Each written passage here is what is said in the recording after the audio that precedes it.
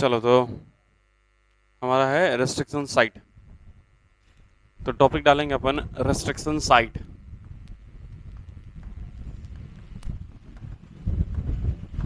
Topic डालेंगे अपन restriction site. अब restriction site किस टाइप का होता है हम वो बात करेंगे।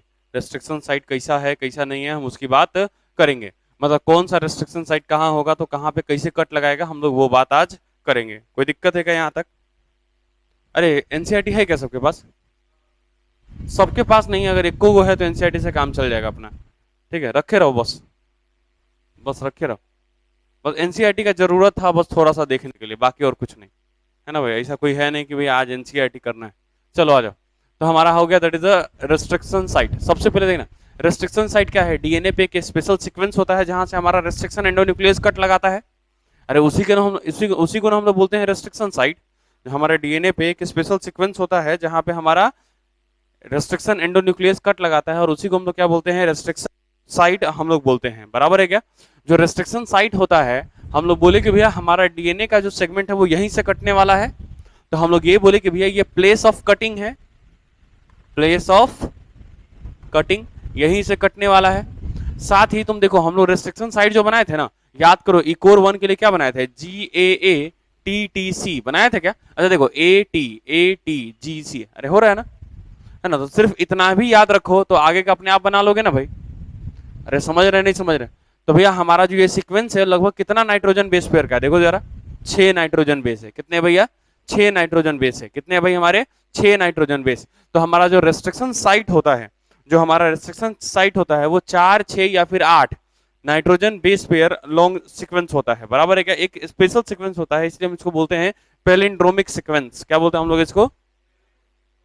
Palindromic sequence. तो यहाँ पे हम लोग क्या लिखेंगे? 4 या फिर 6 या फिर 8, 4, 6 या फिर 8 base pair long, base pair long special palindromic sequence, special palindromic,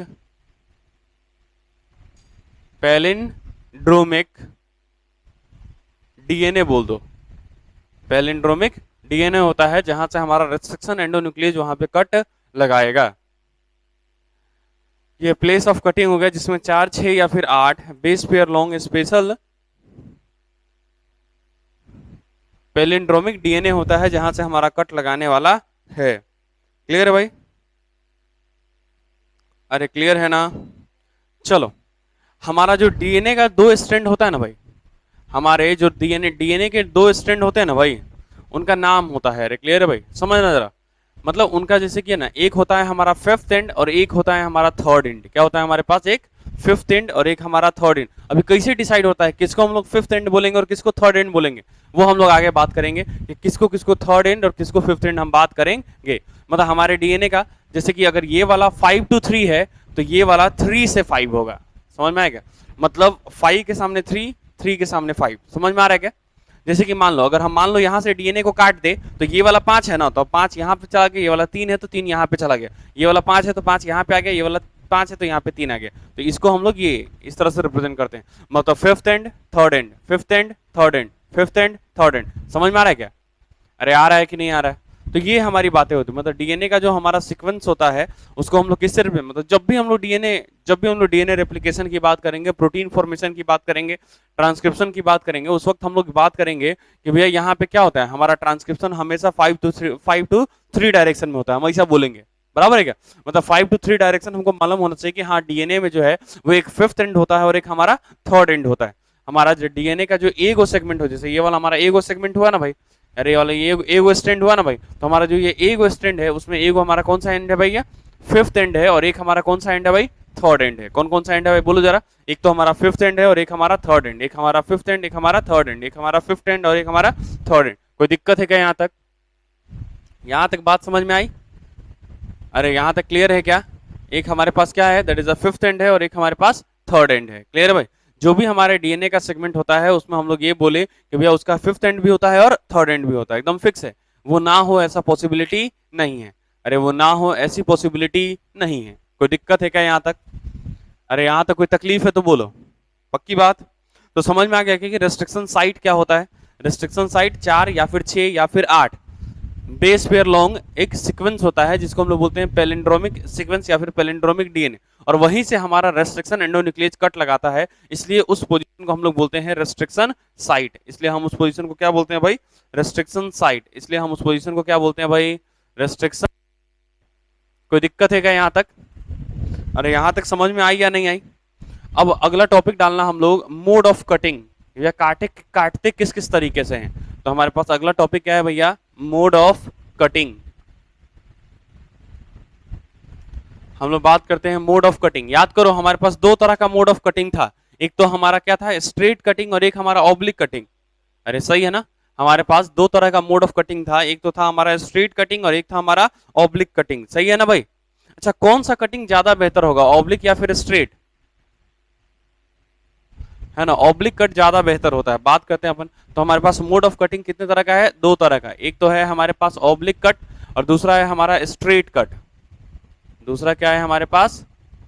straight cut.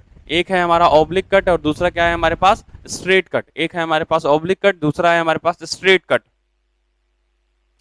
Mode of cutting की बात करें तो भैया हमारे पास दो तरह का है, एक है हमारा ऑब्लिक कट, दूसरा है हमारा स्ट्रेट कट। एक है हमारे पास ऑब्लिक कट, दूसरा है हमारे पास स्ट्रेट कट। क्लियर है भाई? मोड ऑफ कटिंग में हमारे पास दो तरह का है, oblique cut, straight cut, oblique cut, straight cut, oblique cut, straight cut. Clear है भाई? याद रहेगी ये बात? अरे क्लियर है ना? चलो देखना, इधर देखो, इधर देखो। हम लोग बात करें, जैसे मान लो कि ये हमारे पास सीक्वेंस है ना? ये हमारे पास सीक्वेंस है GAATTC, बराबर है ना? सीक्वेंस है। देखना, अगर ये कट A और T के बीच में लगाता है, A और T के बीच में लगाता है, तो नीचे भी क्या होगा? GAATTC। अरे होगा ना? तो फिर से A और T के बीच में लगाएगा, तो बताओ ये स्ट्रेट कटेगा कि नहीं कटेगा? अच्छा, ये जो कट लगा रहा है वो A और T के बीच में लगा रहा है, तो क्या ये A और T जो है इस पैलिंड्रोम का एग्जैक्ट हमारा सेंटर है क्या? अरे इस पैलिंड्रोमिक सीक्वेंस का क्या ये एग्जैक्ट हमारा सेंटर है क्या? अगर हमारा सेंटर से कटता है तो कैसा कट दिखेगा? Straight cut. और अगर सेंटर के अलावा कहीं से भी कटेगा तो मेरे को कैसा दिखेगा? Oblique cut. वापस से बोलेंगे जरा, अगर सेंटर से कटता हुआ दिखेगा तो मेरे को कैसा दिखेगा? Straight cut. सेंटर के अलावा कहीं से भी दिखे तो मेरे को कैसा दिखेगा? Oblique cut. सेंटर पे दिखेगा तो स्ट्रेट कट, और सेंटर के अलावा और कहीं से कटता हुआ दिखेगा तो ऑब्लिक कट। समझ में आ रहा है कि नहीं आ रहा है? अरे आ रहा है कि नहीं आ रहा है? तो ऑब्लिक वाले में लिख सकते हैं क्या अपन? DNA cuts near to the centre of palindrome, है ना? Near to the centre of palindrome मतलब उसके आसपास कटता है, सेंटर पर नहीं कटता है। क्लियर है भाई? तो यहाँ पे ऑब्लिक कट में लिखेंगे, ऑब्लिक कट में लिखेंगे कट्स डीएनए, हाँ डीएनए कट्स नियर टू, अरे कट्स डीएनए लिखो, डीएनए कट्स मतलब डीएनए काटता है, डीएनए कट्स डीएनए लिखो, कट्स डीएनए।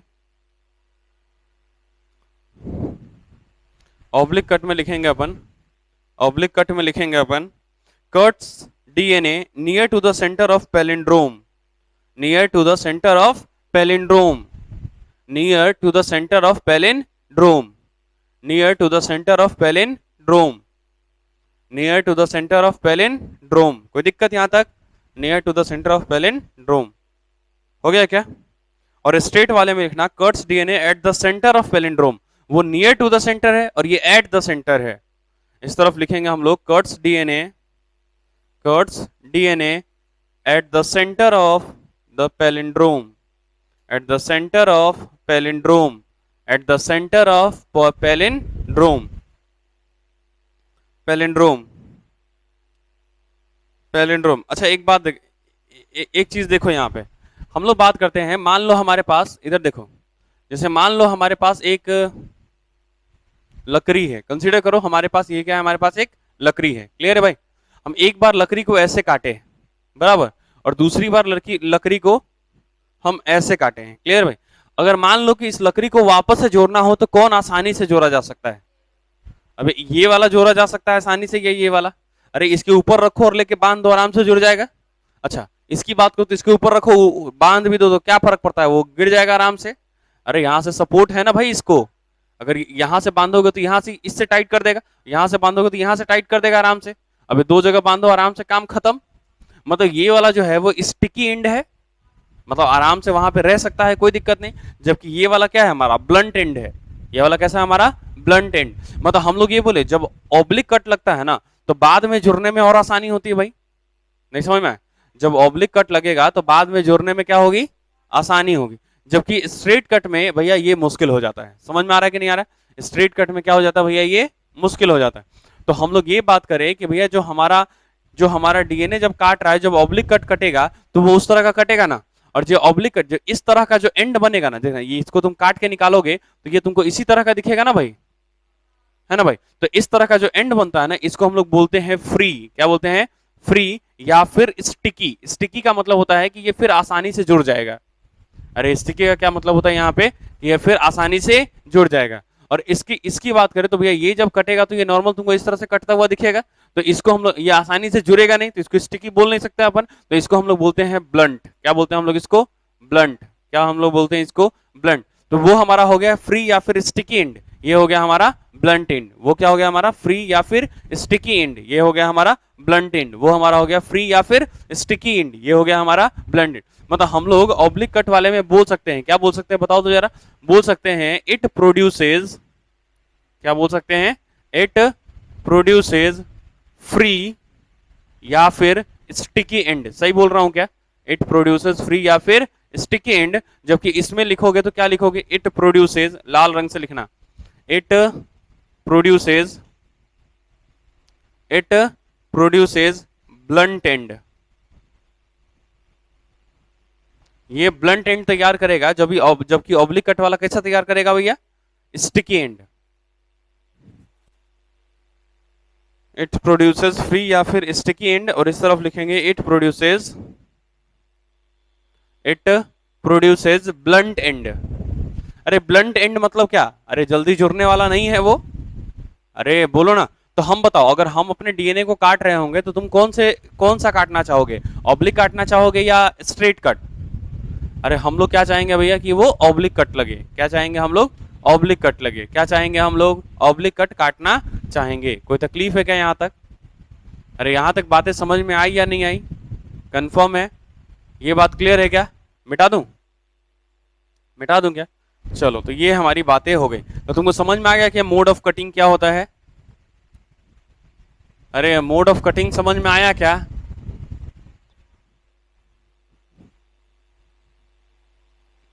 अच्छा देखना, कुछ रेस्ट्रिक्शन एंडोन्यूक्लियस के नाम बताऊंगा जो तुमको याद रखने हैं। क्लियर है भाई? कुछ रेस्ट्रिक्शन एंडोन्यूक्लियस के नाम बता देता हूं भाई, कुछ जो तुमको याद रखना होगा। वैसे मैं तुमको एक पीडीएफ बना के भेज दूंगा रेस्ट्रिक्शन एंडोन्यूक्लियस के लिए, कोई दिक्कत नहीं ना? उसमें सारे रेस्ट्रिक्शन एंडोन्यूक्लियस का नाम होगा, उसका सीक्वेंस कैसा है वो होगा, और वो कट कहाँ पे लगाएगा वो भी होगा। क्लियर भाई? और किससे स्ट्रेट एंड बनेगा और किससे ब्लंट एंड बनेगा वो तो तुम काट के देख लोगे। क्लियर है भाई? अरे यहां तक समझ में आई या नहीं आई? चलो, तो हम लोग सबसे पहला एक एग्जांपल हम लोग बहुत देर से ले रहे हैं, that is the equal 1 enzyme. ले रहे थे क्या हम लोग? तो चलो सबसे पहला एक एग्जांपल हम लोग लेते हैं, दैट इज द इकोर 1। देखो ई कैपिटल लेटर, सी ओ, फिर देखो आर, और फिर ये देखो रोमन नंबर आई। बराबर है क्या? That is the equal 1। बराबर। तो ये हमारे पास है इकोर 1 एंजाइम की हम बात करते हैं। अब हम लोग ये भी बात करेंगे कि भैया हम इसको ऐसा काहे लिखते हैं, इकोर 1 ऐसा काहे लिखे, है ना? उसकी बात हम करेंगे, जिसमें पहला लेटर किसको डिनोट कर रहा है? अरे जीनस को। ये 2 लेटर किसको डिसाइड कर रहा है? स्पीसीज को। ये आर किसको डिसाइड कर रहा है? अबे उसके वैरायटी को। आर रेस्ट्रिक्शन उसकी वैरायटी। अरे बोला था ना, बैक्टीरिया में जैसे कोरोना वायरस का 40 गो स्ट्रेन है, चाहे 19 गो स्ट्रेन। अरे बोला जाता है ना अभी, तो जैसे 19 गो स्ट्रेन है अभी, तो 19वें स्ट्रेन का नाम अलग अलग देंगे ना। अभी वाला जो स्ट्रेन आया है वो डेल्टा प्लस नाम दिया गया कि नहीं दिया?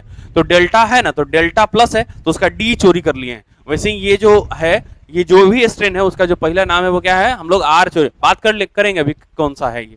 बराबर क्या? और उसमें से जो इकोर 1 मतलब जो ये वाला स्ट्रेन है ना, उसमें से सबसे पहला एंजाइम ये निकाला गया, इसलिए ये इकोर 1। अगर मान लो दूसरी बार निकाला जाता कोई दूसरा एंजाइम तो इकोर 2। अगर मान लो फिर और निकाला जाता उसी में से तो इकोर 3, और निकाला जाता इकोर 4। समझ में आ रहा है क्या? तो ये नंबर जो 1 जो है ना, वो किसको रिप्रेजेंट करता है? हमारे नंबर को रिप्रेजेंट करता है। 1 किसको रिप्रेजेंट करता है? नंबर। मतलब क्या सीक्वेंस है निकलने का। समझ में आ रहा है? क्या सीक्वेंस है किसका? निकलने का। तेरे भाई यहाँ पे, अरे ये बात समझ में आ रही है क्या? अरे ये बात समझ में आई या नहीं आई? चलो, तो हम लोग बात करते हैं 5th एंड से। देखना, अब हम लोग जो भी हम लोग सीक्वेंस की बात करें, जैसे हम लोग बोले थे ना इको की साउंड में का, अरे था ना रे भाई। तो देखना, ये हमारा डीएनए का सीक्वेंस होगा। देखना, ये हमारा डीएनए का सीक्वेंस होगा। इसमें हम लोग बात करेंगे, इसमें जी होगा, ए होगा, ए होगा, टी होगा, टी होगा, सी होगा, सही है क्या? और हम बोलते हैं कि भैया ये कट कहां पे लगाता है? जी और ए के बीच में। जी और ए के बीच में लगाएगा फ्रॉम द फिफ्थ एंड। कहां से लगाएगा? From the fifth and. और हमारे राइट साइड में हम लोग ये लेफ्ट साइड में हम लोग ये बोल रहे हैं कि भैया अब हम लिख रहे हैं कि हाँ ये फिफ्थ एंड है, और ये वाला कौन सा एंड है भाई? थर्ड एंड है। तो अगला बताओ, इसमें ऐसे ही होगा, तो ये हो जाएगा सी, टी, टी, ए, जी, ये वाला, और ये वाला हो जाएगा हमारा फिफ्थ एंड, और ये वाला हो जाएगा हमारा थर्ड एंड। और हम लोग यहाँ पे बोलेंगे कि भैया यहाँ पे कट किसके बीच में लगने वाला है? जी और ए के बीच में कट लगने वाला है। अरे सही बात गलत बात? अरे जी और ए के बीच में कट लगेगा कि नहीं? तो बताओ एग्जैक्ट सेंटर पे लग रहा है कि नियर टू द सेंटर लग रहा है?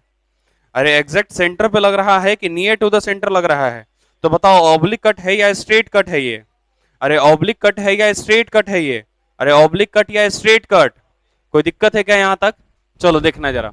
तो हम लोग बात करें, अगर तुम इसको काटोगे तो कटने के बाद तुमको कैसा दिखेगा, देखना। ये तुमको जी दिखेगा, सही में ना? और ये अलग हो जाएगा ए टी टी सी, और ये वाला हो जाएगा हमारा फिफ्थ एंड, और ये वाला हो जाएगा हमारा थर्ड एंड। कोई दिक्कत क्या? अच्छा, उसके बाद हमारा ये वाला थर्ड एंड है ना, और ये वाला हमारा फिफ्थ एंड है। तो ये देखो, ये तुमको जी ये देखो तुमको जी दिखेगा। उसके बाद क्या दिखेगा तुमको? सी, टी, ए। अरे ऐसा ही दिखेगा ना। और ये हो जाएगा हमारा फिफ्थ एंड, और हमको ये दिखेगा कि भैया ये यहां से इस तरह से कट रहा है। अरे कटेगा कि नहीं कट? तो बताओ ये कौन सा एंड बन रहा है? ऑब्लिक कट या फिर फ्री एंड या फिर स्टिकी एंड? तो हम लोग ये बोले कि भैया यहां से क्या बनेगा हमारे पास? फ्री या फिर स्टिकी एंड तैयार हो रहा है। क्या तैयार हो रहा है हमारे पास? फ्री या फिर स्टिकी एंड तैयार हो रहा है। यहां तक समझ में आई क्या बात? अरे यहां तक समझ में आई क्या? तो ये हो गया हमारा एक एग्जांपल हो गया किसका? That is a sticky and का, ऑब्लिक कट के लिए। किसका हो जाएगा भैया? ऑब्लिक कट के लिए। अच्छा, हम लोग दूसरा एग्जांपल देखे क्या? अरे एग्जाम्पल 2 देखे। दोनों एग्जाम्पल याद रखने होंगे कि नहीं रखने होंगे भाई? तुमको दोनों ही एग्जाम्पल याद रखना है। क्लियर है भाई? तुमको दोनों एग्जाम्पल याद रखना है। क्लियर है भाई? तुमको दोनों ही एग्जाम्पल याद रखने हैं। पक्की बात है ना? तो हमारे पास जो दूसरा एंजाइम है वो है समा। दूसरा एंजाइम क्या है भैया? समा वन एंजाइम। क्या है भैया ये? समा वन एंजाइम। क्या नाम है भैया एंजाइम का? समा वन एंजाइम। क्या नाम है भाई? समा वन एंजाइम। और हम लोग बोले कि भैया इसका जो पैलिंड्रोमिक सीक्वेंस होता है वो होता है सी, सी, सी, जी, जी, जी। याद रहेगा आराम से। सी, उसके बाद सी का उल्टा जी, खत्म। उसके बाद ऐसे ही यहां पे भी होगा जी, जी, सी। अरे हो गया क्या? अब बताओ तो ये वाला अगर फिफ्थ एंड तो वो वाला अपने आप। अरे ये वाला फिफ्थ एंड, तो ये वाला क्या हो जाएगा हमारा? Third and. ये वाला हमारा क्या हो जाएगा? Third and. तो ये वाला क्या हो जाएगा हमारा? Fifth and. और हम लोग बोलते हैं कि भैया यहाँ पे कट जो है ना, जी और सी के बीच में लगता है। कहां पे लगेगा भैया? यहाँ पे कट किसके बीच लगने वाला है? जी और सी। मतलब हम लोग बोले कि भैया यहाँ पे कट लगने वाला है इसके अंदर। अगर यहाँ पे कट लगेगा तो एग्जैक्टली बताओ तो मेरे पास क्या बनेगा? ये वाला हमारा फिफ्थ एंड बनेगा, ये वाला सी, और ये वाला हमारा थर्ड एंड बनेगा। ये वाला हो जाएगा जी। और यहां से मान लो ये कट गया आराम से। अरे कट गया ना। उसके बाद ये हमारा क्या हो जाएगा बोलो? जी। और ये वाला हमारा थर्ड एंड, ये वाला हो जाएगा सी। ये वाला हो जाएगा हमारा फिफ्थ एंड। बताओ तो ये कौन सा एंड बना है? ब्लंट एंड है कि अरे ब्लंट एंड है या फिर फ्री या फिर स्टिकी एंड है? तो ये हमारा कैसा है भैया? ब्लंट एंड है। ये हमारा कैसा है भाई? ब्लंट एंड है। अरे क्लियर है भाई? तो हमारे पास दो तरह के एंजाइम है यहाँ पे। कौन कौन सा हमने बता दिया भैया? यहाँ पे दो एंजाइम मैंने बताया भैया। एक तो हो गया हमारा इकोर वन, जिसमें ई किसको दिखाता है? स्पीसीज को। ये किसको दिखाता है? ये जीनस को। ये किसको दिखाता है? स्पीसीज को। ये किसको दिखाता है? स्ट्रेन या फिर वैरायटी को। और ये दिखाता है कि भैया वो कौन से नंबर का एंजाइम है जो डिस्कवर्ड हुआ है। तो इकोर वन सबसे पहला एंजाइम होगा जो इकोलाई से डिस्कवर हुआ होगा। अरे है या नहीं है भाई? तो ये हमारी बातें हो गई। तो ये बात समझ में आ गई क्या? तो यहां तुमको दो एंजाइम याद रह जाएगा क्या? एक तो याद रह जाएगा तुमको इकोर वन। अरे याद रहेगा? इकोर वन में कट कहां लगाता है? जी और ए के बीच में। अरे इकोर वन में कट कहां लगता है? जी और ए के बीच में। जबकि समा वन में कट कहां लगता है? सी और जी के बीच में। समा वन में कट कहां लगता है? सी और जी के बीच में। समा वन में कट कहां लगता है भाई? सी और जी के बीच में। कोई तकलीफ है क्या यहां तक? जल्दी करो भाई, इतना टाइम मत लगाओ, स्पीड में लिखो।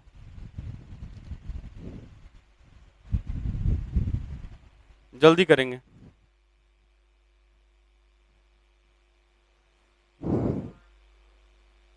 कहाँ? ये जी ही है। कहाँ? क्या दिक्कत? ठीक है ना? चलो जल्दी करेंगे। सी सी सी, तो तुमको सीधे याद रखना पड़ेगा समावन, सी सी सी। सही है। और कट किसके बीच में लगाता है? सी और जी के बीच में। देखो ना, तीन रिपीट होने के बाद तीन वही उसी का उल्टा रिपीट हो जा रहा है ना, सी सी सी, और उसी का उल्टा जी जी जी। अरे उसका कॉम्प्लीमेंट्री होता है ना भाई, ये उल्टा पुल्टा वाला कोई कंसेप्ट नहीं, तो हम लोग बोल देते हैं, पर ऐसा कुछ है नहीं।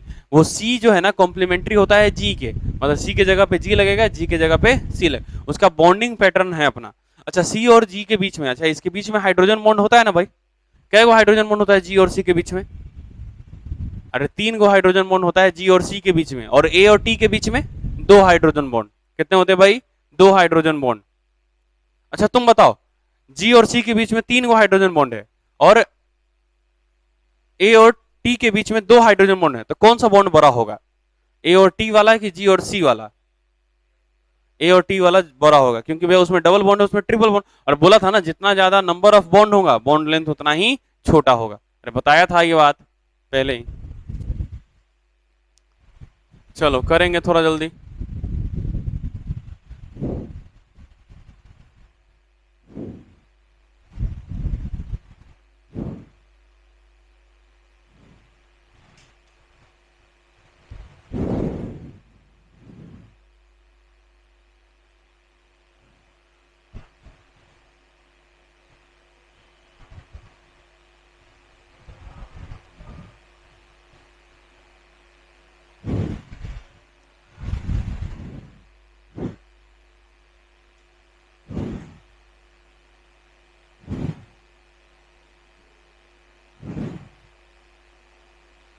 चलो टूल्स में हमारा सबसे पहले क्या था?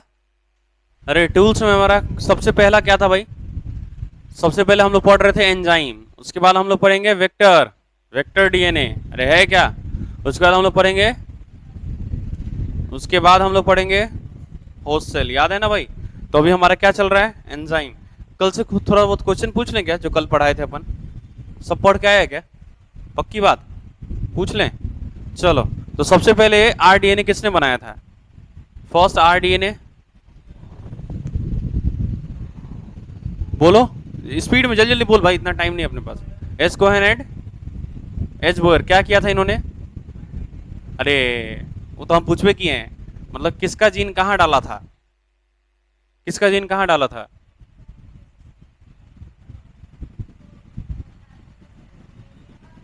टाइफिन्यूरियम। तुम बताओ, तुम बताओ, first successful gene transfer was done by Paul Berg. क्या नाम था क्या किया था उन्होंने? एक, क्या काम था उनका? जल्दी बताओ, कौन सा वेक्टर यूज किया था, किस में डाला था? जल्दी बोलेंगे अपन। SV40 वायरस का जीन कहाँ डाला था? जल्दी बताओ। कहाँ होस्ट क्या था उसमें, किस में डाला था? किस में डाला था? किसकी मदद से डाला था? लेमडा फेक वेक्टर की मदद से डाला था। अरे क्लियर है भाई? अरे याद है या भूल गए अपन? चलो,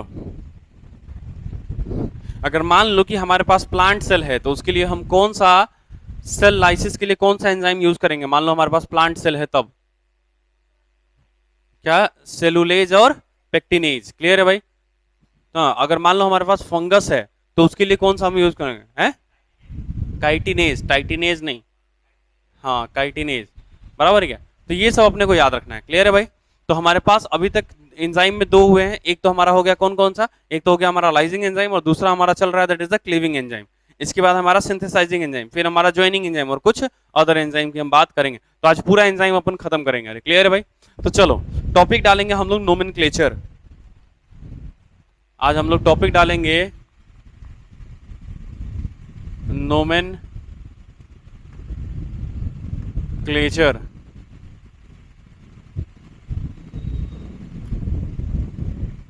अभी अभी बोला था ना कि भाई हम लोग कैसे लिखते हैं एंजाइम का नाम, वो अपन बात करेंगे। हम किसी भी एंजाइम का नाम कैसे लिखते हैं वो अपन बात करेंगे। क्लियर है भाई? यहां तक समझ में आई क्या?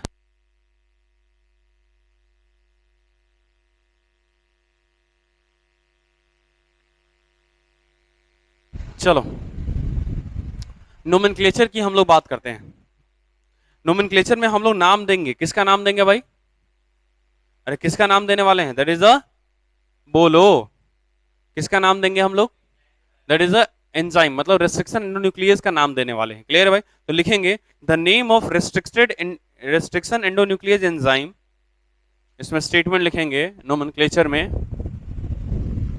लिखेंगे the name of restriction endonuclease enzyme, the name of restriction endonuclease enzyme consist of 3 or 4 letter plus roman number। किसको कंसिस्ट करता है? ये 3 या 4 रोमन नंबर होता है, वे 3 और 4 लेटर होते हैं और एक रोमन नंबर होता है। बराबर है क्या? एक क्या होता है भैया? रोमन नंबर होता है। कोई तकलीफ है क्या? चलो 3 से 4 लेटर की हम लोग बात करते हैं। सबसे पहले बताओ, हमारा जो ऑर्गेनिज्म था, जैसे मान लो कि कोई रेस्ट्रिक्शन एंडोन्यूक्लियस ई कोलाई से निकाला गया है। किससे निकाला गया भैया? ई कोलाई से निकाला गया। तो ई किसको दिखाता है यहाँ पे? दैट इज द जीनस को दिखाता है। तो हम लोग ये बोले कि भैया अगर 3 लेटर है, 3 या फिर 4 लेटर जो भी है, बराबर, तो अगर हम लोग यहां से बात करें तो इसका जो फर्स्ट लेटर होता है वो किसको रिप्रेजेंट करता है? फर्स्ट लेटर जो होता है वो किसको रिप्रेजेंट करता है? बैक्टीरिया के जीनस को रिप्रेजेंट करता है।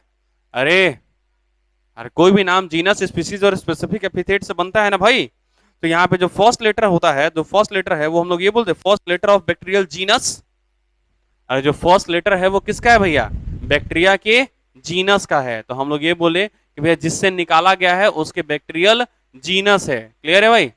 अच्छा बताओ, सेकेंड और थर्ड लेटर किसका होता है? सेकेंड एंड थर्ड लेटर किसका होता है? उसके स्पीसीज का। अरे बताया था कि सेकेंड और थर्ड लेटर किसका होता है? स्पीसीज। अच्छा चौथा लेटर हो या नहीं हो ये जरूरी नहीं है ना। हम लोग ये बोले कि नहीं चौथा लेटर होबे करेगा, तो ऐसा जरूरी नहीं है। याद करो समावन, क्या चौथा लेटर है क्या? नहीं।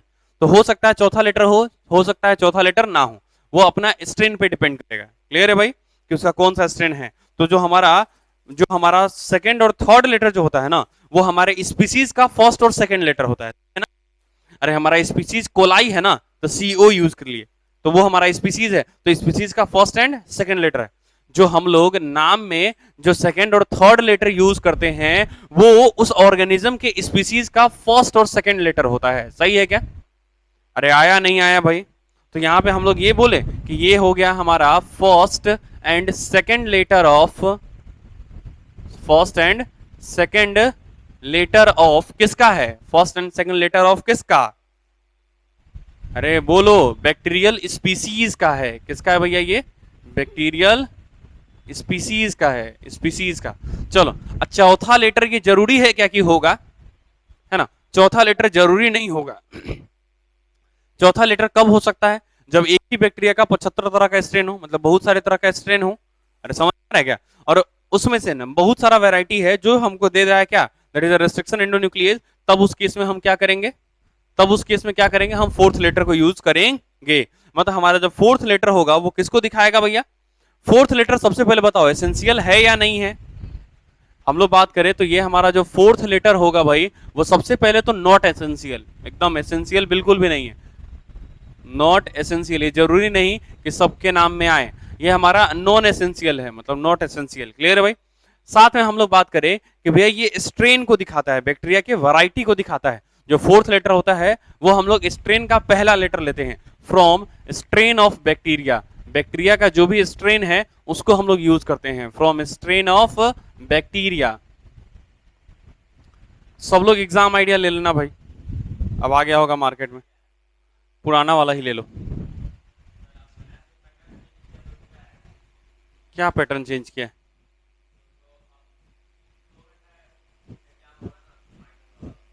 दुइये घंटा एग्जाम होगा? काहे? क्या? नहीं हम नहीं पढ़े थे इस बार। कितना अभी अभी पहला एग्जाम कब होने वाला है? नवंबर दिसंबर में हो जाएगा भाई साहब? तो पूरा सिलेबस आएगा ना?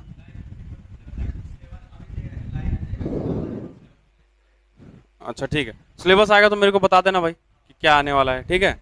ऐसा नहीं है कि तुम लोग सुतल रहो, कम से कम जितना आएगा उतना तो हम खत्म करेंगे ना, क्या। अरे जितना हमारा सिलेबस देखो, हम लोग जो चल रहे हैं वो नेक्स्ट वाले सिलेबस के लिए चल रहे हैं। अभी जो हमारा बायोटेक है ये हमारा नेक्स्ट नेक्स्ट बार आने वाला है, समझ में। इस बार क्या है वो अपन देख लेंगे, क्लियर है, उसको हम लोग खत्म करेंगे ना।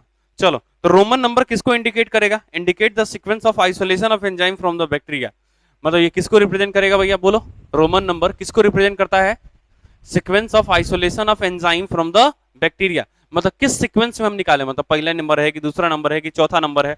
मान लो कि भैया एक ऑर्गेनिज्म है कुछ भी, जैसे कि हिमोफिलस एक ऑर्गेनिज्म है, हिमोफिलस इन्फ्लुएंजा बैक्टीरिया हमारे पास। मान लो कि इसमें से ना 4 तरह का निकला मेरे को, क्या, that is a restriction endonuclease. जो पहली बार निकला है ना उसका नाम होगा एच का, ये एच आ गया। उसके बाद हिमोफिलस है ना, तो HIN, हिन। अब मान लो कि अगर कोई स्ट्रेन है और इसी में मान लो इसका कोई स्ट्रेन नहीं है, तो ये सीधे हो जाएगा HIN1, HIN2, HIN3, HIN4, इस तरह से हो जाएगा ना भाई। और अगर मान लो कि इसका कोई स्ट्रेन है, मान लो D स्ट्रेन है, तो हमारा ये पूरा नाम क्या हो जाएगा? Hind first, Hind second, Hind third. समझ में आ रहा है क्या? इस तरह से हमारे नाम होंगे। तो देखना हम लोग क्या किए हैं, उसके जीनस का पहला लेटर यूज किए हैं, उसके स्पीसीज का पहला 2 लेटर यूज किए हैं, और उसके स्ट्रेन का पहला लेटर यूज किए हैं। मतलब पहला, दूगो, पहला। क्लियर है भाई? और 4th लेटर जो है वो हमारा एसेंशियल नहीं होता है। तो ये किसको दिखाता है? इंडिकेट्स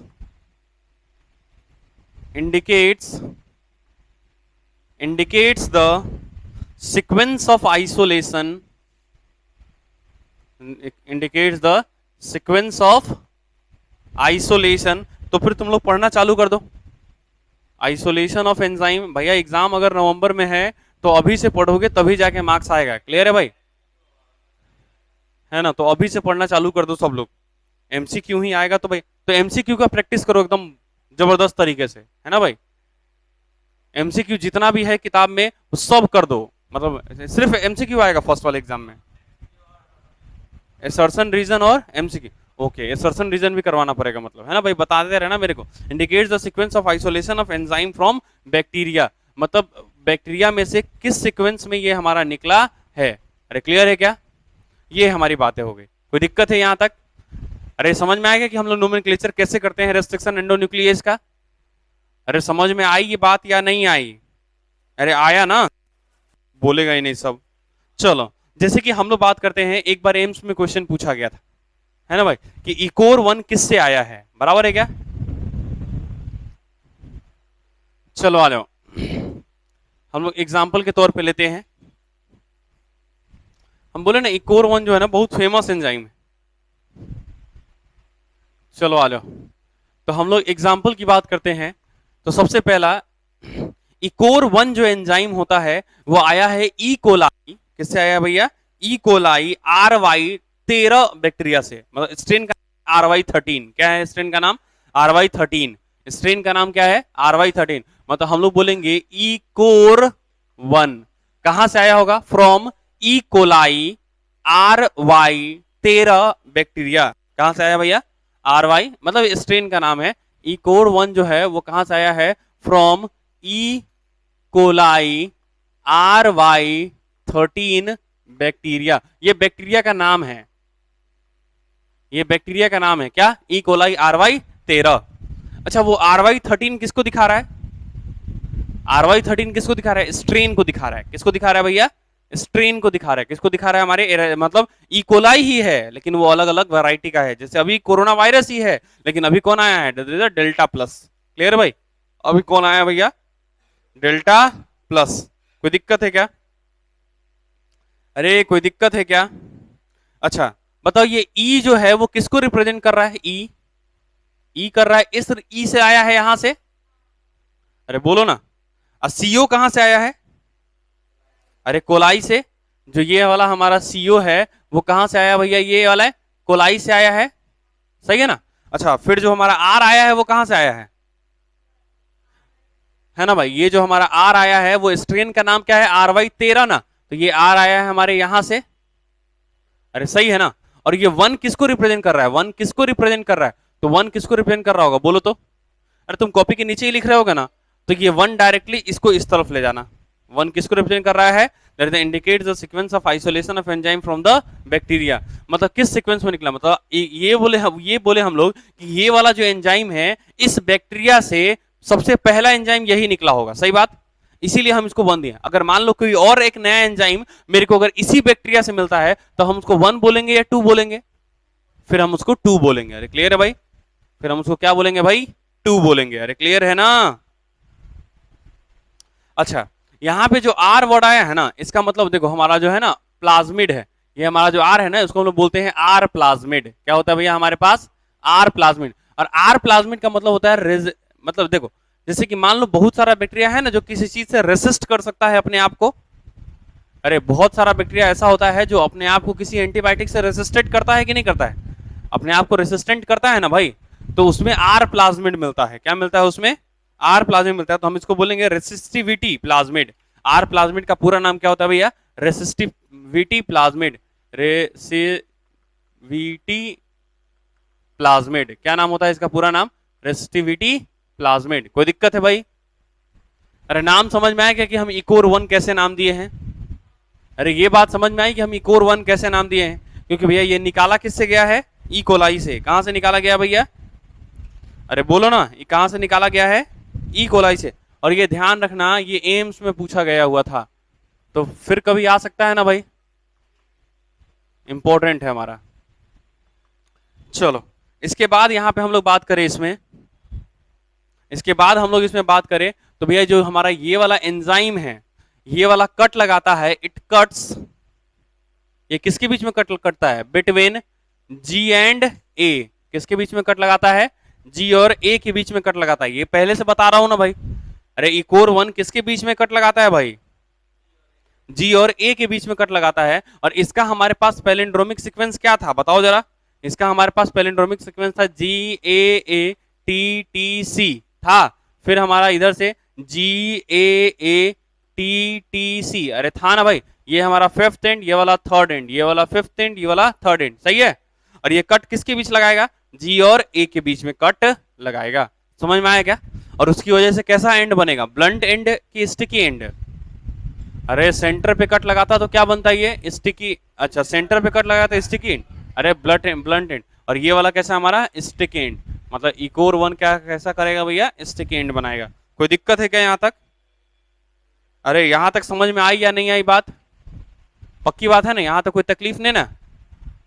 अरे यहां तक अगर कोई भी तकलीफ हो तो बोलेंगे अपन।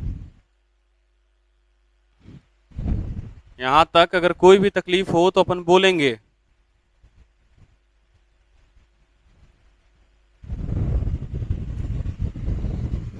इधर मिटा दूं? इधर वाला उधर भी मिटा दें? इधर मिटा देना।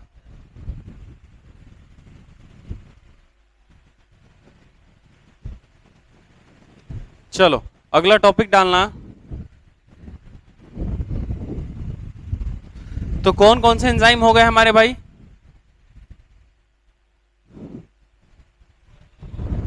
हमारे पास दो एंजाइम हो गए। कौन कौन सा?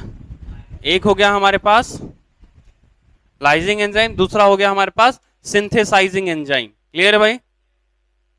हाँ जाइए cleaving enzyme, cleaving enzyme. Clear है?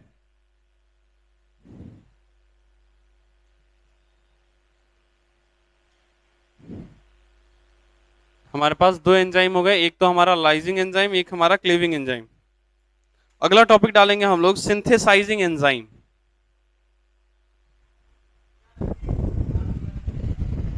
RY13 एक रेसिस्टिविटी प्लाज्मिड। चलो आ जाओ। अगला है हमारा सिंथेसाइजिंग एंजाइम। सिंथेसाइजिंग एंजाइम का मतलब? अरे सिंथेसाइजिंग एंजाइम का मतलब है ना हमको डीएनए बनाने वाला एंजाइम चाहिए। अरे है ना भाई? सिंथेसाइजिंग एंजाइम का मतलब हमारे को डीएनए बनाने वाला एंजाइम चाहिए। अरे सही है ना? तो हम लोग ये बोल दे कि enzyme use for the synthesis of DNA. DNA बनाने के लिए जो भी एंजाइम यूज होगा उसको हम लोग बोलेंगे सिंथेसाइजिंग एंजाइम। सही है ना? तो यहां पे हम लोग लिखेंगे enzyme used for the synthesis of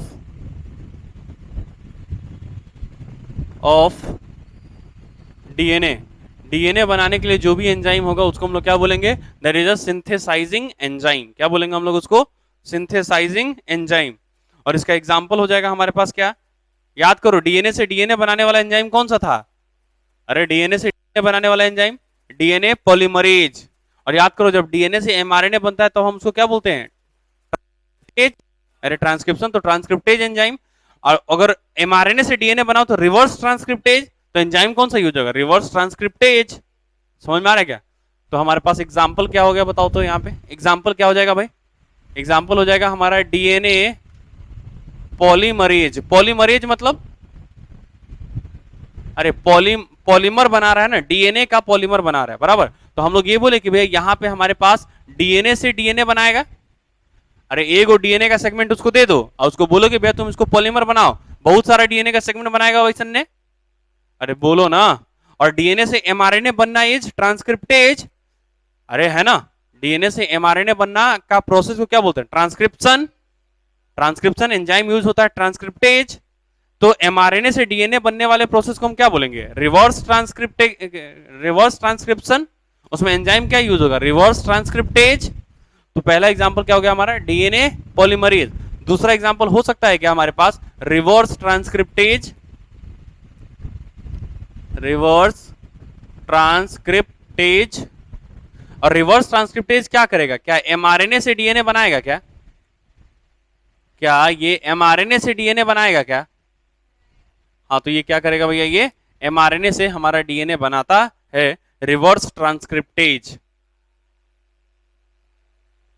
reverse transcriptase एक हो गया हमारे पास डीएनए पॉलीमरेज जो कि डीएनए से डीएनए बनाएगा। दूसरा एंजाइम है हमारे पास रिवर्स ट्रांसक्रिप्टेज जो हमारे एमआरएनए से क्या बनाएगा? डीएनए बनाएगा। अरे डीएनए से एमआरएनए बनना इज, अच्छा एमआरएनए मत लिखो, सीधे आरएनए लिख दो ना, क्या दिक्कत? आरएनए से डीएनए बनाएगा, खत्म।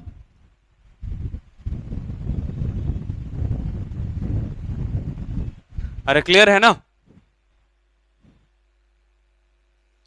अरे कोई तकलीफ है क्या? यहां तक समझ में आई कि बात? अरे सिंथेसाइजिंग एंजाइम में कितने तरह के एंजाइम है भाई? दो। कौन कौन से? DNA polymerase and reverse transcriptase. तो डीएनए पॉलीमरेज डीएनए से डीएनए बनाएगा और रिवर्स ट्रांसक्रिप्टेज आरएनए से डीएनए बनाएगा। कोई दिक्कत है क्या? अरे आरएनए का पूरा नाम, अरे आरएनए का पूरा नाम राइबो न्यूक्लिक एसिड। अरे राइबो न्यूक्लिक एसिड ये हो जाता है क्या? डीएनए का पूरा नाम डीऑक्सी राइबो न्यूक्लिक एसिड। अरे डी खाली डीऑक्सी मतलब उसमें OH ग्रुप हम निकाल देते हैं तो डीएनए बन जाता है, और OH ग्रुप अगर जोड़ देगो तो हमारा आरएनए बन जाएगा। क्लियर है भाई? हम बात करेंगे कहाँ पे OH ग्रुप निकलता है, क्यों हम उसको डीएनए बोलते हैं, क्यों हम उसको आरएनए बोलते हैं, ये सब अपन बात करेंगे। क्लियर है क्या? तो ये हमारा तीसरे तरह का एंजाइम था, सही बात क्या? पहला एंजाइम होगा हमारा लाइजिंग एंजाइम, दूसरा हो गया हमारा क्लीविंग एंजाइम, तीसरा हो गया हमारा सिंथेसाइजिंग एंजाइम। क्लियर है? अरे यहां तक समझ में आई या नहीं आई बात? आ गई ना भाई? चलो, तो हमारे पास चौथा एंजाइम देखिए क्या? चौथा एंजाइम कौन सा होगा हमारे पास? अरे चौथा एंजाइम कौन सा होगा हमारे पास? ज्वाइनिंग एंजाइम, मतलब जोड़ने वाला एंजाइम। तो चौथा एंजाइम है हमारे पास ज्वाइनिंग एंजाइम।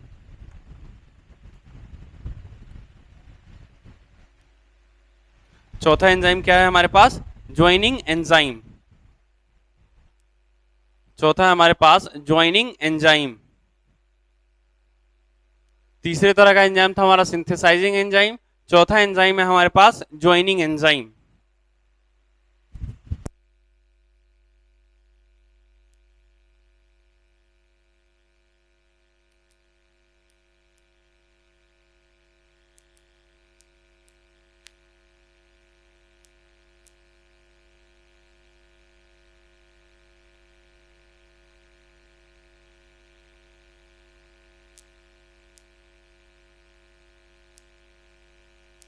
नंबर का है क्या? अरे याद करो, जब क्लीविंग एंजाइम को हम लोग बोले थे मॉलिक्यूलर सीजर, तो इसको हम लोग क्या बोल सकते हैं? मॉलिक्यूलर गम। अरे क्या बोल सकते हैं इसको? मॉलिक्यूलर गम। मतलब ये हो जाएगा enzyme use for joining of DNA segment. अरे ये वो एंजाइम है जो कि किसके लिए यूज होगा? एंजाइम बोलो, enzyme used for joining of DNA segment, ये डीएनए सेगमेंट को जोड़ने में हेल्प करेगा। अभी समझना जैसे क्या होता है, हमारे पास ये डिजायर जीन है, क्या है हमारे पास, ये डिजायर जीन है, प्लस हमारे पास वेक्टर डीएनए है, अरे है ना भाई। अब वेक्टर डीएनए को हमारे डिजायर जीन के साथ, हमारे डिजायर जीन को वेक्टर डीएनए में जोड़ना होता है कि नहीं होता है। जैसे मान लो ये हमारे पास क्या है, वेक्टर है, और ये वाला मान लो हमारे पास डिजायर जीन है, तो हम क्या करेंगे, इसको जिस एंडोन्यूक्लियस से काटेंगे इसको भी उसी से काटेंगे। मान लो यहां से अगर मान लो कट लग गया तो यहाँ पे हम अपना ये वाला जीन घुसे डालेंगे, और यही हमारा क्या हो गया, रिकॉम्बिनेंट डीएनए। देखो ना, डिजायर जीन हमारे वेक्टर डीएनए में घुस गया ना भाई, ये हो गया हमारा क्या, that is a recombinant DNA, और इसी को हम ट्रांसफर कर देंगे किस में, होस्ट में। तो बताओ क्या हमारे डिजायर जीन को और वेक्टर डीएनए को जोड़ना पड़ रहा है कि नहीं जोड़ना पड़ रहा है। तो बताओ लाइजिंग एंजाइम चाहिए, ज्वाइनिंग एंजाइम चाहिए या नहीं चाहिए। अरे लाइसिस नहीं, लाइजिंग बोला है मैंने, ठीक है भाई। तो लाइजिंग बोलो या फिर लाइजिंग है, जी ए, क्या भाई, और लाइसिंग दोनों अलग अलग है, क्लियर है भाई। तो ये बात समझ में आ गया क्या। और इसको हम लोग और क्या बोल सकते हैं, मॉलिक्यूलर गम या फिर ग्लू। अरे इस एंजाइम को हम लोग और क्या बोल सकते हैं, ज्वाइनिंग एंजाइम को हम लोग और क्या बोल सकते हैं, these are also known as, it also known as. अरे लाइजिंग एंजाइम को और क्या बोल सकते हैं, ऑल्सो नोन एज, बोलो। अरे किसको जोड़ रहा है, मॉलिक्यूलर, मॉलिक्यूल को जोड़ रहा है ना, तो हम लोग इसको बोलते हैं मॉलिक्यूलर, मॉलिक्यूलर गम या फिर GLUE, ग्लू, मॉलिक्यूलर गम या फिर ग्लू, मॉलिक्यूलर गम या फिर ग्लू। और सुनो, अरे कल हमारा डिस्कशन है ना, याद है।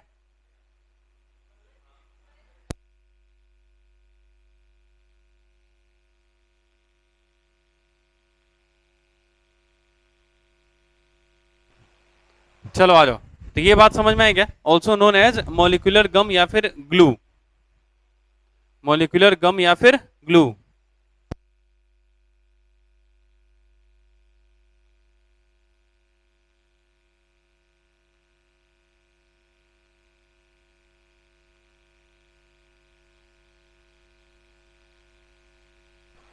उसको लेके आएंगे अपन, ठीक है भाई। तो हमारे पास ये वाला ज्वाइनिंग एंजाइम कल ही अपन लेके आना भाई, नहीं जो नहीं किया है वो कर लेना अपना, ठीक है भाई। और क्या करना ना, क्वेश्चन बार बार करते रहना, जैसे तुम क्वेश्चन कर चुके हो, जो डाउट आया है उसको फिर से क्वेश्चन को करना। जैसे कि हर महीने में एक बार क्वेश्चन उठाना और एक बार में लेके ऊपर लेके से नीचे तक पूरा क्वेश्चन, ताकि क्वेश्चन करने से क्या होता है ना, तुम्हारा पूरा टॉपिक रिवाइज हो जाता है ना। क्वेश्चन करने से क्या होगा, तुम्हारा पूरा का पूरा टॉपिक रिवाइज हो जाएगा। और जब बोर्ड में आने वाला है कैसा क्वेश्चन, ऑब्जेक्टिव, तो ऑब्जेक्टिव में प्रैक्टिस करो भाई दिन रात, है कि नहीं भाई। मैं चाहता हूं कि अगर 50 नंबर का ऑब्जेक्टिव हो तो तुम्हारा 50 का 50 ऑब्जेक्टिव सही होना चाहिए, है ना। बोर्ड का क्वेश्चन इतना टफ नहीं आता है, क्लियर भाई। और साइंटिस्ट का नाम याद रखना, पहली बार पेपर हो रहा है सीबीएसई का कच्ची का ऑब्जेक्टिव, साइंटिस्ट का नाम पूछेगा चाहे जो हो जाए, है ना भाई। एनसीईआरटी का लाइन बाय लाइन पढ़ना और साइंटिस्ट का नाम और डेट ये याद रखना, वो पूछेगा कम से कम एक दो सवाल ऐसा होगा जिसमें डेट वो पूछेगा, क्लियर है भाई। अपने को 99 मार्क्स चाहिए भैया, कम से कम मिनिमम। वो एक नंबर प्रैक्टिकल में नहीं काट लेता है, 30 में 29 देता है, इसीलिए एक नंबर छोड़ दिए, ठीक है। बाकी अपने को कितना चाहिए भैया, 99 मार्क्स चाहिए, क्लियर है। हमारे सब्जेक्ट में तो करेंगे अपन तगड़े तरीके से। चलो मैं तुमको तैयारी करवाऊंगा बोर्ड के लिए, ठीक है भाई। अब चलो आ जाओ। तो ये हमारा joining enzyme, enzyme use for the joining of DNA segment known as molecular gum या फिर ग्लू। क्या बोलते हैं हम लोग इसको, मॉलिक्यूलर गम या फिर ग्लू। इसका एग्जांपल होता है, अच्छा हम डीएनए को ही ना जोड़ते हैं, किसको जोड़ते हैं हम, डीएनए को जोड़ते हैं, किसी दूसरे चीज को जोड़ देते हैं। अरे वेक्टर डीएनए को ही हम लोग किससे जोड़ते हैं, हमारे डिजायर जीन को हम लोग किससे जोड़ते हैं, वेक्टर डीएनए से जोड़ते हैं ना। तो भैया इसका एग्जाम्पल हो जाएगा हमारा, इसका एग्जाम्पल है, मतलब एंजाइम का नाम है T4 डीएनए लाइगेज। एंजाइम का नाम क्या है भैया, T4 डीएनए लाइगेज। क्या नाम है एंजाइम का, T4। अच्छा लाइगेज का मतलब होता है जोड़ना, लाइगेज का मतलब क्या होता है, अबे लाइगेज का मतलब क्या होता है, जोड़ना। और एंजाइम का नाम क्या है, T4, और किसको जोड़ रहा है, डीएनए को, इसलिए हम लोग इसका पूरा नाम क्या बोल रहे हैं, T4 डीएनए लाइगेज। क्या बोल रहे हैं, T4 डीएनए लाइगेज। अरे क्या बोल रहे हैं अपन, T4 डीएनए लाइगेज। ये क्या करेगा, हमारे डिजायर्ड जीन को किससे जोड़ेगा, हमारे वेक्टर डीएनए से। किससे जोड़ेगा भैया, हमारे वेक्टर डीएनए से। डिजायर्ड जीन को किससे जोड़ेगा, हमारे वेक्टर डीएनए से। कोई दिक्कत है क्या यहां तक, चलो अब पांचवा डालना, कुछ अदर एंजाइम का नाम बोला था कि पढ़ेंगे हम लोग, बताया था क्या ये बात? तो पांचवा हम लोग डालेंगे अदर एंजाइम्स।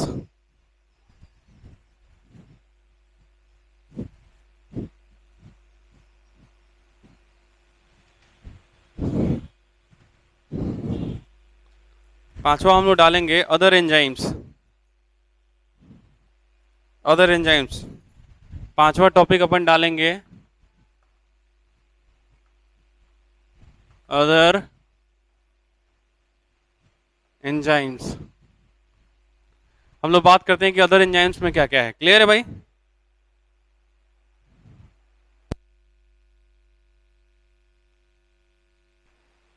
चलो तो भैया जो हमारा एक अदर एंजाइम जो है उसका नाम है, एक अलग से एंजाइम है, अदर एंजाइम का एक नाम है हमारे पास एग्जांपल में एल्केलाइन फॉस्फेटेज। क्या नाम है भैया? Alkaline phosphatase. क्या नाम है भैया? Alkaline phosphatase. ये इंपॉर्टेंट ये एग्जांपल इंपॉर्टेंट है भाई। एल्केलाइन फॉस्फेटेज एग्जांपल इंपॉर्टेंट है। क्लियर है भाई? एग्जांपल क्या है हमारे पास, ये हमारे लिए इंपॉर्टेंट होगा। Alkaline phosphatase, alkaline phosphatase. देखो जरा इधर देखो, सबसे पहले इधर देखो मैं क्या बोल रहा हूं, समझना जरा, यहां पे समझना जरा हम लोग क्या बोल रहे हैं। देखो जब हमारे, देखो इधर देखो, ये हमारा है एल्केलाइन फॉस्फेटेज। देखो हमारे पास क्या है, कलर वाइज यूज करता हूं मैं, ठीक है भाई? देखो कुछ नहीं, तुमको लिखना नहीं है, ये हमारा एग्जांपल है, इसका तुमको लिखना नहीं है। देखो ये हमारे पास है डिजायर जीन, ये हमारे पास क्या है भैया? Desire gene. और मान लो हमारे पास ये है वेक्टर। क्या है हमारे पास? वेक्टर। और वेक्टर मान लो हमारा ऐसा है, ये भी हम सिंगल स्टैंड ले रहे हैं, ये भी हम लोग सिंगल स्टैंड, कोई दिक्कत नहीं, चाहे डबल स्टैंड ही मान लो, कोई दिक्कत नहीं भाई। चलो मान लो कि हमको इसको काटना है, तुम कच्चे से काट, डिजायर जीन तो तुम बाहर निकाल लोगे, उसका तुम वेक्टर के साथ जोड़ना चाहते नहीं जोड़ना चाहते? जोड़ना चाहते हैं ना? तो हम क्या किए, वेक्टर को यहां से काटेंगे क्या? अरे काटेंगे या नहीं काटेंगे? जब तुम वेक्टर को काटोगे ना तो अब ये वेक्टर तुम्हारा ऐसा दिखेगा क्या, है ना? तो तुमको एक एंड पे जो है ना वो PO4 ग्रुप दिखेगा और एक एंड पे जो है ना तुमको OH ग्रुप दिखेगा। जब कोई भी डीएनए कटेगा ना, वापस से बोलना, जब कोई भी डीएनए कटेगा तो जो तुम्हारा एक एंड होगा उस पर क्या दिखेगा तुमको? PO4 ग्रुप दिखेगा। और एक एंड होगा उसको, उस पर क्या दिखेगा तुमको? और जहां पे भैया PO4 ग्रुप होता है ना उसी को हम लोग बोलते हैं फिफ्थ एंड। क्या बोलते हैं हम लोग उसको? और जहां पे OH ग्रुप होता है उसको हम लोग क्या बोलते हैं? Third and. अब भैया इसकी टेंडेंसी देखो, इसकी टेंडेंसी होती है अगर ये कट गया ना तो ये फिर वापस से जुड़ जाता है। मतलब PO4 और OH ग्रुप जो है ना वो आपस में बॉन्ड बनाने की टेंडेंसी रखता है। ये फिर से बॉन्ड बना के फिर से जुड़ जाएगा, मतलब हम इसको काटते रहेंगे जुड़ते रहेगा, काटते रहेंगे जुड़ते रहेंगे। अरे डिजायर जीन के घुसा पाएंगे क्या इसके अंदर? अबे सोचो जरा सा, हम क्या बोल रहे हैं, हमारे पास सर्कुलर डीएनए है। अरे हमारे पास कैसा डीएनए? अरे प्लाज्मिड तो सिंपल सिंगल सर्कुलर ही ना होता है भाई। तो ये हमारे पास वेक्टर के तौर पे हम प्लाज्मिड को यूज करते हैं, मालूम है ना? पहले ही बता चुका था कि प्लाज्मिड का डिस्कवरी होना, प्लाज्मिड वेक्टर का डिस्कवरी होना एक लैंडमार्क डिस्कवरी था। और हमको पता है कि प्लाज्मिड कैसा होता है, सिंगल सर्कुलर होता है। अरे होता कि नहीं होता भैया?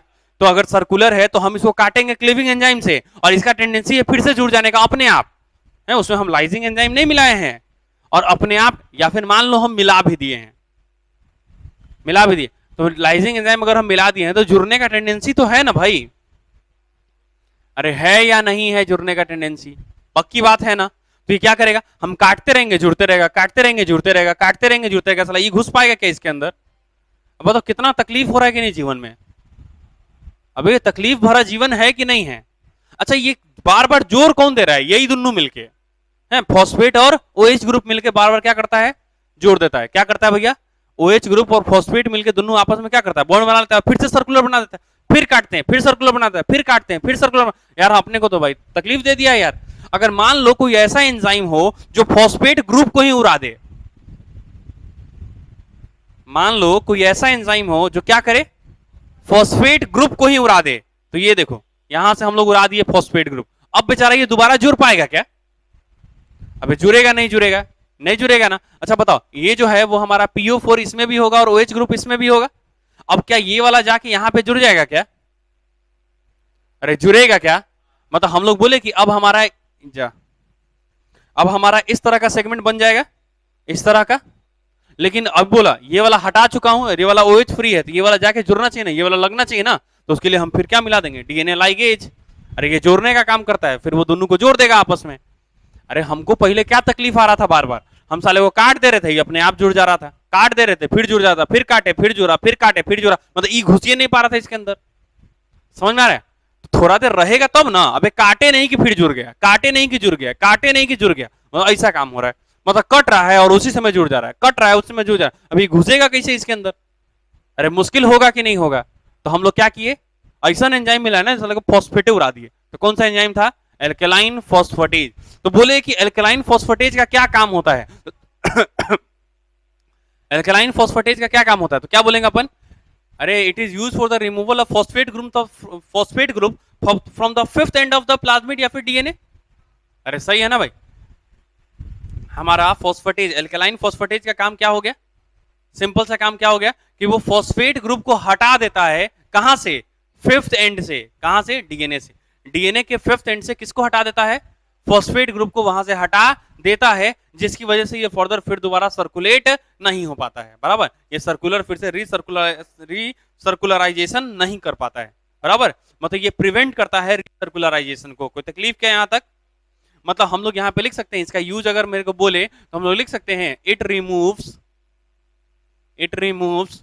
PO4 ग्रुप, कहां से, फिफ्थ एंड से कि थर्ड एंड से, अरे कौन से, फिफ्थ एंड की third end, it remove PO4 group from, देखो fifth end of DNA, DNA के पांचवें एंड से, मतलब फिफ्थ एंड से फॉस्फेट ग्रुप को हटा देता है।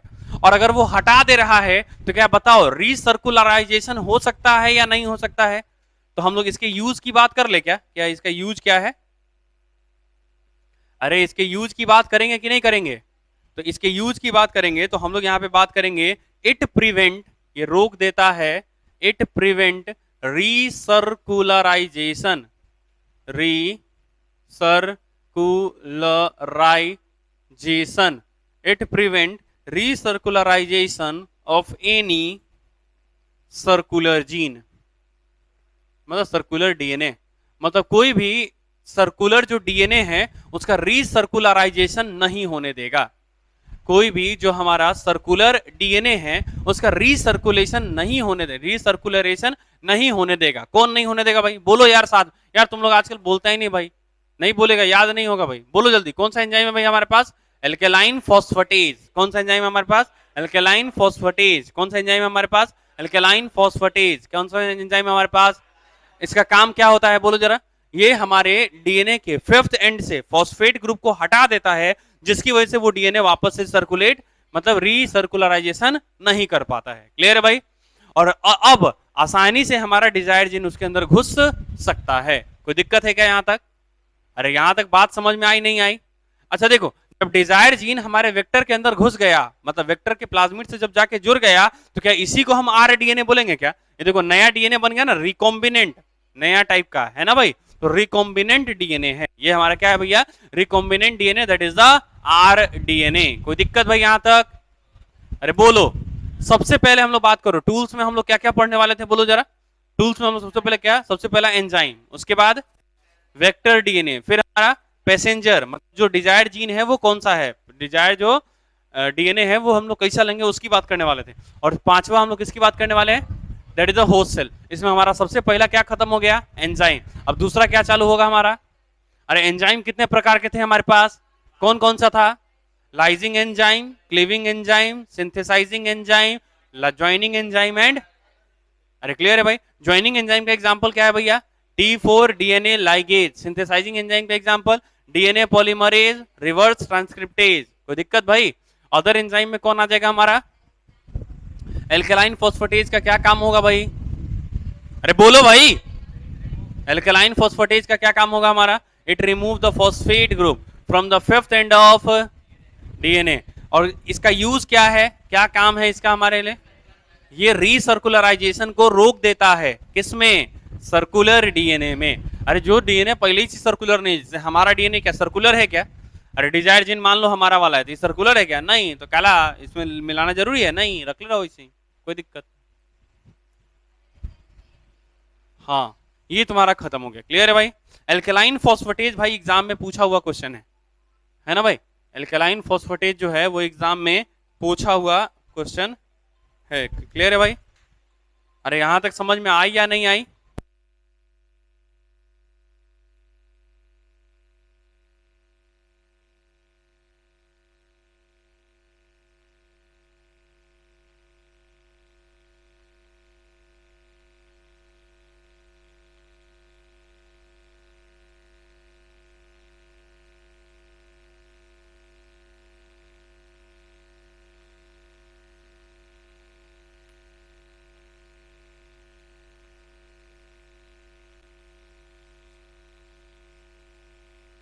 चलो तो टॉपिक डालो हमारा वेक्टर डीएनए।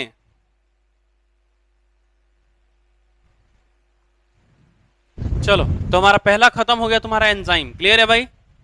अरे हमारे टूल्स में सबसे पहला क्या खत्म हो गया हमारे पास? एंजाइम। दूसरा हमारे पास क्या चल रहा है? Vector DNA. उसके बाद पैसेंजर डीएनए, फिर हमारा होस्ट सेल, और उसके बाद हम लोग सीधे डायरेक्टली किसकी बात करेंगे? प्रोसीड्योर की। मतलब 3-4 दिन प्रोसीड्योर चलेगा, 3-4 दिन ये चलेगा। कुल मिला के टॉपिक हमारे लगभग अगले सप्ताह में जो है ना, अगले वीक में हमारा टॉपिक जो है वो लगभग 90% कंप्लीट हो जाएगा इसका। ठीक है भाई? अपने को जुलाई में क्या क्या खत्म करना है भाई? एक तो हमारा बायोटेक खत्म होना है, बायोटेक का एप्लीकेशन खत्म होना है, फिर माइक्रोब्स पढ़ेंगे अपन इसी में। क्लियर है? ये सब अपन खत्म कर देंगे। क्लियर है ना? तो हमारे पास अब हमारा सेकंड टॉपिक क्या है भाई? बोलो। हमारे पास सेकंड टॉपिक है, that is the vector DNA. क्या यही वेक्टर डीएनए है क्या, जिससे हम लोग अपने डिजायर जीन को जोड़ने वाले हैं, और जोड़ के हम क्या बनाने वाले हैं? आरडीएनए। सबसे पहले आरडीएनए किसने बनाया था भाई? S Cohen and H Boyer. उन्होंने क्या किया था भाई? एक एंटीबायोटिक रेसिस्टेंट जीन को लेके किसके साथ मिला दिया था? किसके वेक्टर के साथ? कौन सा वेक्टर? साल्मोनेला टाइफी के प्लाज्मिड के साथ जोड़ दिया था। लेकिन क्या वो फंक्शनल था क्या?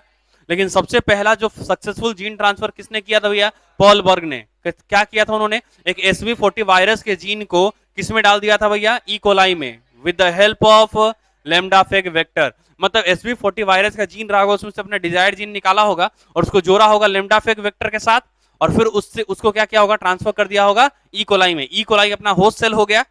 अरे ई कोलाई क्या बैक्टीरिया है क्या? अरे है या नहीं है? अरे ई कोलाई हमारा बैक्टीरिया है ना भाई? अरे अभी तो बोले थे ना ई कोलाई RY13 बैक्टीरिया। तो ई कोलाई हमारा बैक्टीरिया है ना भाई? अच्छा बैक्टीरिया है तो अगर मान लो उसमें अगर हमको लाइजिंग एंजाइम चाहिए होगा तो कौन सा एंजाइम यूज करोगे? लाइजिंग एंजाइम, डिसॉल्व करने वाला।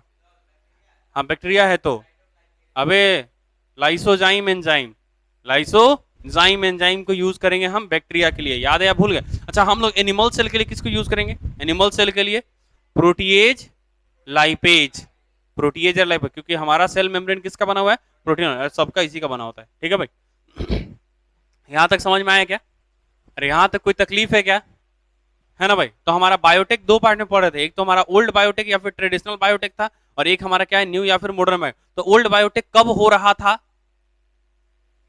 1970 से पहले, और हमारा नया बायोटेक अब हो रहा है 1970 के बाद।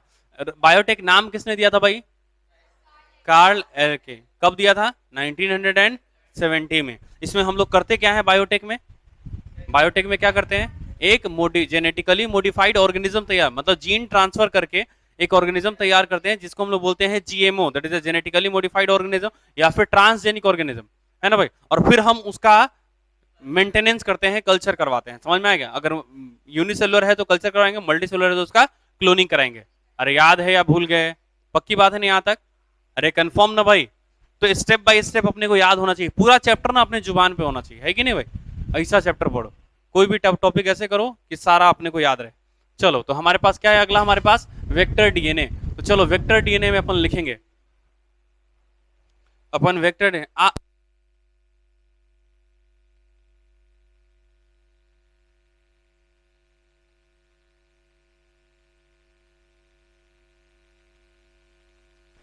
ठीक है, कर लेंगे अपन बात। ठीक है भाई?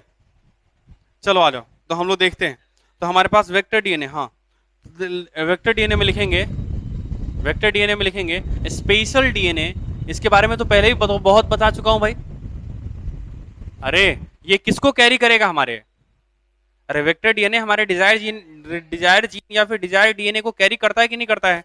तो हम लोग बोलेंगे कि ये हमारा एक स्पेशल डीएनए है which can carry, special DNA which can carry, which can carry या फिर ट्रांसफर, कैरी या फिर ट्रांसफर ओवर, ट्रांसफर ओवर किसको, किसको कैरी करता है? डिजायर जीन को।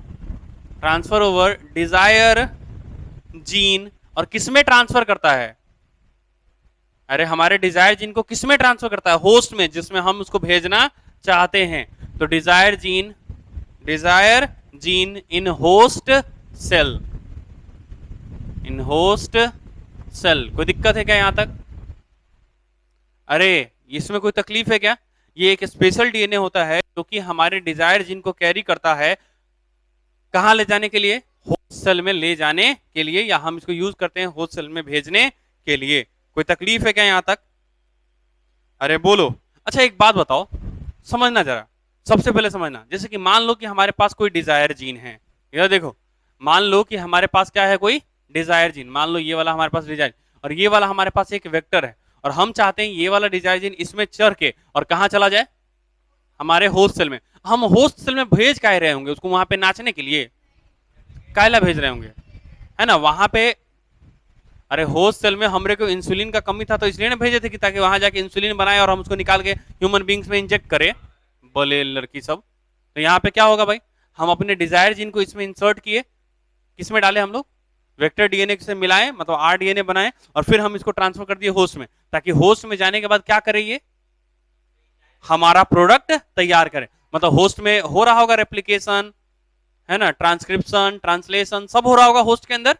अरे तब तो हम लोग ये बोले, अब ऐसा थोड़ी ना है कि जब ये जाएगा और ये हमारा डिजायर जीन होगा तो ये जाने के बाद यहां से निकल जाएगा और ह्यूमन जीनोम से जाके मिल जाएगा, ऐसा थोड़ी होने वाला, चाहे होस्ट के जीनोम से, ऐसा नहीं होने वाला। बस ऐसा होने वाला है कि जब हमारा ट्रांसक्रिप्शन ट्रांसलेशन हो रहा होगा तब इसका भी हो जाएगा, है कि नहीं? तो इसका मतलब इसमें वैसा साइट होना चाहिए, इसके में सेल्फ रेप्लिकेटिंग पावर होनी चाहिए भाई। हम पता चले कि हम इसको वेक्टर को उठाए और भेज दिए उसके साथ, हमने डिजायर जीन को उठाए और आरडीएनए बनाया वेक्टर के साथ मिला के, और हम भेज दिए किसके अंदर? होस्ट सेल के अंदर। अब पते नहीं किए कि भैया ये जो वेक्टर है ना उसके अंदर जाके रेप्लिकेट कर भी सकता है कि नहीं। अब उसके अंदर जाके रेप्लिकेट नहीं कर रहा है तो बताओ इसका नंबर बढ़ेगा? अभी इसका जब नंबर ही नहीं बढ़ेगा तो बताओ क्या वो अपना प्रोडक्ट बनाने वाला है वहां पे? क्या उसका कहीं कोई ट्रांसक्रिप्शन होने वाला है?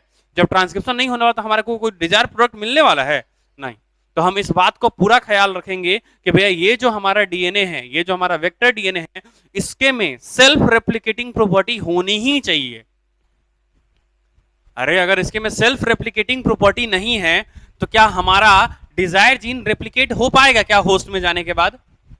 अरे तुम सोचो, हम बोल रहे हैं कि हमारा डीएनए रेप्लिकेट नहीं हो सकता है, हम क्या बोल रहे हैं?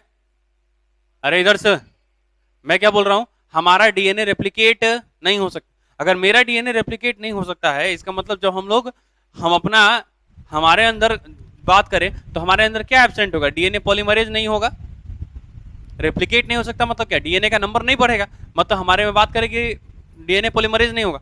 तो हमरे में कोनो एक गोना सेल में डालेगा ही वाला, तो हमरे में डीएनए पॉलीमरेज है नहीं है, तो इसका नंबर क्या घिउरा बढ़ेगा? और एगो डीएनए कितना प्रोडक्ट बना लेगा भाई? अरे कितना बना लेगा बताओ जरा? अरे हम बोल रहे हैं कि मेरे में ट्रांसक्रिप्शन हो रहा है तो ट्रांसक्रिप्शन इसका भी होगा, इसका भी ट्रांसलेशन होगा, ये भी एमआरएनए बनाएगा, लेकिन एक वो है, कितना बना लेगा भाई? अरे हमारे शरीर के हर सेल में क्या बराबर जीन है क्या? और सारा जीन एक साथ ट्रांसक्रिप्शन ट्रांसलेशन करता है तब ना हमारे अंदर प्रोडक्ट बन रहा होता है। अरे बोलो भाई, है ना भाई? और जिसको जहां बनना है वहां पे जाके अपना प्रोटीन काम करता है। अब पता चला कि एगो सेल में कहीं एगो हमारे पास जीन है, बताओ तो कति होगा भाई? एगो सेल में पूरा मतलब 500 करोड़ सेल है हमारे पास, उसमें एगो सेल में है, कति कुछ होगा? कोई फर्क पड़ेगा? तो भैया इसके अंदर सेल्फ रेप्लिकेटिंग पावर होनी चाहिए। अगर ये खुद से अपने आप को रेप्लिकेट करता है, अपने नंबर को अगर बढ़ा सकता है, तो वो होस्ट में जाने के बाद अपने नंबर को बढ़ा लेगा। अरे बढ़ा लेगा ना, उसी के एंजाइम को यूज करके, और उसके एंजाइम को यूज करके पहले तो अपने नंबर को बढ़ा लेगा, और नंबर को बढ़ाने के बाद क्या करेगा? उसका ट्रांसक्रिप्शन होगा तो साथ साथ इसका भी ट्रांसक्रिप्शन हो जाएगा, और मस्त हमारा डिजायर प्रोडक्ट एकदम बड़े पैमाने पे प्रोड्यूस करेगा। अरे सही बात या गलत बात? तो तो बताओ क्या हमारे वेक्टर में सेल्फ रेप्लिकेटिंग पावर होनी चाहिए या नहीं होनी चाहिए? है ना भाई? अगर हमारे वेक्टर में सेल्फ रेप्लिकेटिंग पावर नहीं है तो क्या वैसे वेक्टर को हम यूज करेंगे क्या अपने आरडीएनए बनाने के लिए या फिर होस्ट में ट्रांसफर करने के लिए? नहीं, वैसे डीएनए को हम यूज, वैसे वेक्टर को अपन यूज नहीं करेंगे। समझ में आया क्या? तो vector must have the self replicating ability. तो हमारा जो वेक्टर होना चाहिए उसमें क्या होनी चाहिए भैया? सेल्फ रेप्लिकेटिंग एबिलिटी तो होनी चाहिए। तो यहां पे क्या लिख सकते हैं? They also have been, they also have they also have self replication ability। इसके पास क्या होना चाहिए? अपने आप को रेप्लिकेट करने का सेल्फ रेप्लिकेशन एबिलिटी होनी चाहिए। अच्छा, सेल्फ रेप्लिकेट कर रहा है मतलब खुद से रेप्लिकेशन कर ले रहा है उसके अंदर जाके? अरे चाहे कहीं भी रह के खुद से रेप्लिकेशन करेगा ना। और अपना रेप्लिकेशन करना मतलब अपने नंबर को बढ़ाना, और नंबर बढ़ाएगा तो एक के जैसा आदमी बढ़ते जाएगा। तो हम लोग ये बोले कि भैया ये क्लोनिंग मेथड हो गया हमारा, ये अपने आप का क्लोन तैयार कर रहा है, ये हमारा क्या हो गया? That is a cloning vector हो गया। क्या हो गया हमारा? ये क्लोन। अच्छा बताओ, कोई अगर क्लोनिंग वेक्टर नहीं है तो क्या तुम उसको यूज करोगे होस्ट में भेजने के लिए? अगर कोई क्लोनिंग वेक्टर नहीं है तो क्या तुम उसको यूज करोगे होस्ट में भेजने के लिए? तो हम लोग उसको यूज नहीं करेंगे होस्ट में ट्रांसफर करने के लिए। कोई तकलीफ है तो बताओ यहां तक। अरे यहां तक अगर कोई भी तकलीफ हो तो बताएंगे, बोलो भाई। कराते रहे या फिर